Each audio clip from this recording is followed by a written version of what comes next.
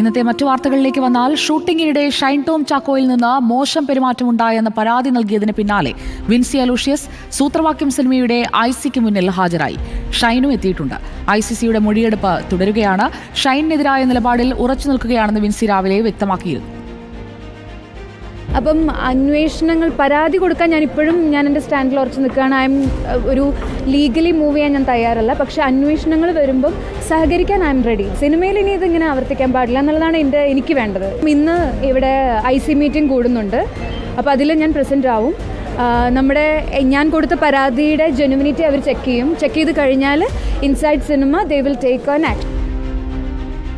ICC report കിട്ടിയ ശേഷം മാത്രം നടപടിയെന്ന് ഫിലിം ചേംബർ വ്യക്തമാക്കി. വിൻസിയുടെ പരാതിയിൽ എന്ത് നടപടി സ്വീകരിച്ചുവെന്ന് വിശദീകരിക്കണമെന്ന് ഫിലിം ചേംബറിന് വനിതാ ശിശുവികസന വകുപ്പ് നോട്ടീസ് നൽകി.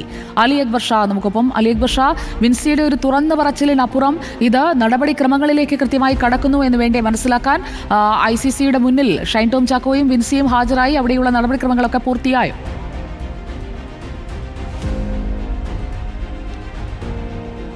സുജയ, അല്പസമയം മുമ്പാണ് കൊച്ചി പുല്ലേപ്പടിയിലുള്ള പ്രൊഡ്യൂസേഴ്സ് അസോസിയേഷൻ്റെ ആസ്ഥാനത്ത് ഈ സൂത്രവാക്യം സിനിമയുടെ ICC യോഗം ആരംഭിച്ചത്. ഇതുമായി ബന്ധപ്പെട്ടുള്ള സിറ്റിംഗ് ആണ് ഇപ്പോൾ നടക്കുന്നത്. നേരത്തെ തന്നെ വിൻസി അലോഷ്യസ് യോഗത്തിലേക്ക് എത്തിച്ചേർന്നിരുന്നു. ഇപ്പോൾ അല്പസമയം മുമ്പാണ് ഷൈൻ ടോം ചാക്കോയും ICC സിറ്റിംഗിലേക്ക് എത്തിയിരിക്കുന്നത്. ഷൈൻ കുടുംബത്തോടൊപ്പമാണ് എത്തിയിരിക്കുന്നത്.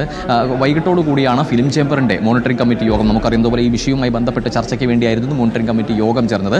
പക്ഷേ ഫിലിം ചേംബറിൻ്റെ മോണിറ്ററിംഗ് കമ്മിറ്റിയെ സംബന്ധിച്ചിടത്തോളം ഈ സൂത്രവാക്യം സിനിമയുടെ ICC യോഗം ചേർന്ന് ഇരുവരുടെയും വിശദമായ വിവരങ്ങൾ ഇരുവരോടും ചോദിച്ചറിഞ്ഞ ശേഷം ICC തയ്യാറാക്കുന്ന റിപ്പോർട്ടിൻ്റെ അടിസ്ഥാനത്തിൽ മാത്രമായിരുന്നു മോണിറ്ററിംഗ് കമ്മിറ്റി ഒരു നടപടിയോ ഒരു തീരുമാനമോ പറയുക എന്ന് നേരത്തെ തന്നെ അറിയിച്ചിരുന്നു. പക്ഷേ ICC യോഗം നീണ്ടുപോവുകയായിരുന്നു. ഷൈൻ ടോം ചാക്കോ നിമിഷങ്ങൾക്ക് മുൻപാണ് എത്തിച്ചേരുകയും ചെയ്തിട്ടുള്ളത്.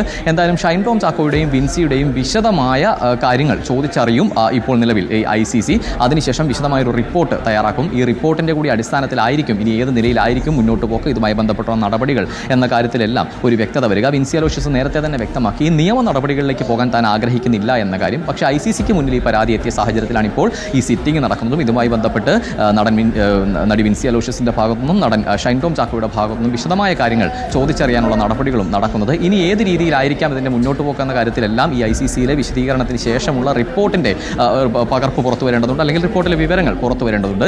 ഏത് നിലയിലായിരിക്കും ഇനി ഇരുവരും വിവരങ്ങൾ കൊടുക്കുക, ഇതുവരെ പറഞ്ഞതിൽ എന്തെങ്കിലും വൈരുദ്ധ്യം ഉണ്ടാകുമോ, നിലവിലുള്ള പരാതിയിൽ ഈ രീതിയിൽ തന്നെ മുന്നോട്ട് പോക്കാണോ ഇനി വിൻസി പറയുന്നത് എന്ന കാര്യത്തിലെല്ലാം ഒരു വ്യക്തത വരണമെങ്കിൽ ICC യോഗത്തിന് ശേഷം മാത്രമേ അത് വരികയുള്ളൂ.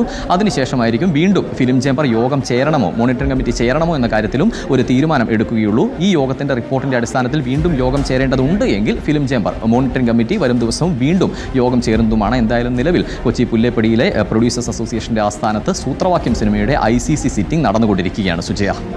അലി അക്ബർ ഷായാണ് വിവരങ്ങളുമായി നമുക്കൊപ്പം ചേർന്നത്.